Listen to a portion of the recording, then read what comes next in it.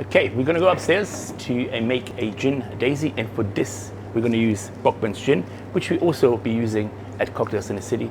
This is a gin full of flavor, full of character, and it lends itself to this classic drink. So let's go upstairs and pour 35 ml. There we go, beautiful. Right, the next thing going in here is going to be some Orange Curacao or orange liqueur. I've just got some in a little bottle here. And we just want 15 mils of our Orange Curacao.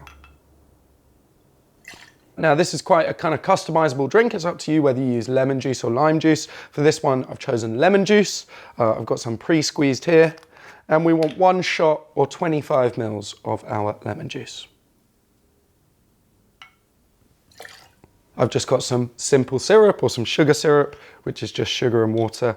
And we want, just like the citrus, 1 shot or 25 mils of our syrup.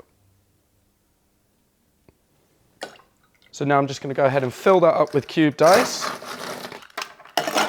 Beautiful. We'll whack our tin on, big old smack to seal it, and we'll give that a shake for around about 10 to 15 seconds. Here we go. And I'm just going to strain my daisy over that ice.